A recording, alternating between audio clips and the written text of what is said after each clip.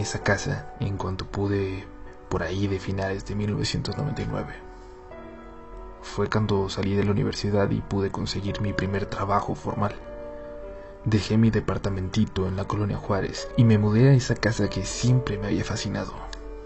De un estilo quizás ecléctico, pero con detalles arquitectónicos muy bellos. Siempre hubo algo que me atraía de ella y, cuando tuve la oportunidad, no lo pensé dos veces.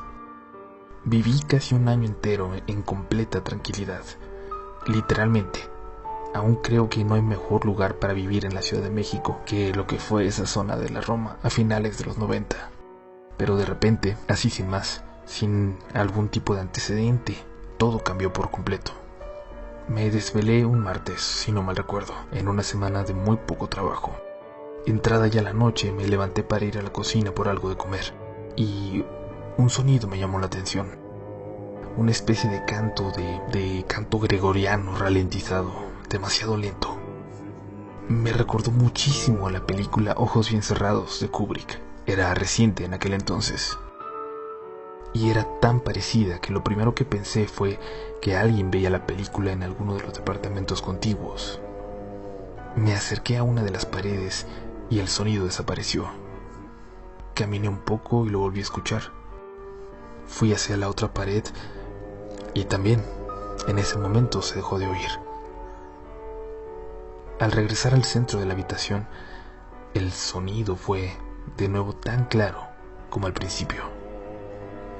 Me agaché lentamente para pegar mi oreja al piso y escuché, como a lo lejos, el murmullo de alguien que parecía ordenar silencio. Y en efecto, el sonido paró. Me sentí extraño, más que nada porque no lograba apartar de mi cabeza las perturbadoras imágenes de la película. Me levanté confundido y entonces sentí algo muy pesado en mi espalda. Una mirada. La ventana estaba abierta y miré hacia afuera. Al otro lado de la calle, dos siluetas parecían observarme desde la oscuridad. No se inmutaron cuando las noté. Me acerqué a la ventana para correr las persianas y cerrarla. Me di media vuelta y caminé hacia la cocina. Apenas al llegar, me di cuenta que el hambre había desaparecido. Tomé solo un vaso de agua y volví a mi cuarto. Al llegar al pasillo, a unos metros de la puerta de mi habitación, alcancé a ver claramente algo dentro de ella. Y aún con las luces apagadas lo distinguí. Era una de las siluetas que segundos antes me miraba desde la calle. Y si no era una de ellas, era prácticamente similar. Sin decir nada, salí de mi departamento y bajé para buscar al administrador.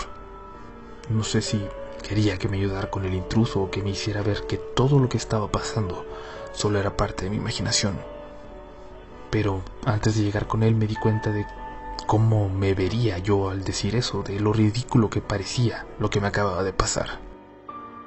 Me armé de valor y volví solo al departamento. Ya no había nada absolutamente fuera de lo normal. Las cosas empezaron a poner algo raras. Otros dirían que muy raras tal vez, pero les repito que todo lo que comento es desde mi perspectiva completamente escéptica de lo paranormal. Arturo, mi vecino del departamento de al lado, me detuvo una de esas pocas mañanas en las que nos encontrábamos.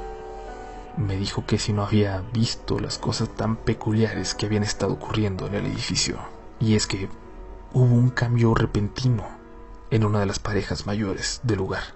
Un cambio de hábito, de rutina, de forma de ser para con los demás. Extrañas visitas que recibían durante la noche y sonidos saliendo de su departamento. Días después, estos sonidos ya no venían de su departamento, sino que parecían venir de todo este último piso. Yo no sé cómo pude haber pensado que era yo el único que lo notaba. Y es raro cuando te das cuenta que esto no se dio por la llegada de nuevos habitantes ni nada parecido. Simplemente fue el cambio en una pareja, una de las de más antigüedad en la casa y dueños, de hecho, de su departamento. Comencé a dormir cada vez menos y me seguían despertando esos sonidos como si de alguna forma estuvieran muy cerca de mí. Siluetas con túnicas o algo parecido se empezaron a ver en mi departamento a diferentes horas del día, no solo durante la noche. Y no sé si fue parte de una crisis nerviosa o simplemente en realidad había gente entrando a los departamentos de los demás. Si la intención era asustarnos, lo lograron. Arturo se mudó a las semanas de que empezaron estas actividades y yo lo hice también poco después. Mi límite fue empezar a toparme por los pasillos a gente, bueno, digamos gente extraña que ya paseaba por el lugar como si fuera su casa. El administrador se fue también. Él, de hecho, tenía la teoría de que todo esto era un plan para desocupar departamentos, bajar precios para la compra y demás. Pero lo cierto es que la pareja de ancianos permaneció ahí por otros años, hasta que el hombre falleció hace relativamente poco. La mujer sigue ahí, y al parecer, según lo que me cuentan, de vez en cuando se siguen dando estas ceremonias, actividades, reuniones, bromas. Lo que sea, sigue pasando. Y es de hecho muy fácil comprobarlo si tienen suerte. Cuando caminen en la noche por esa acera, acérquense a las paredes y escuchen con atención.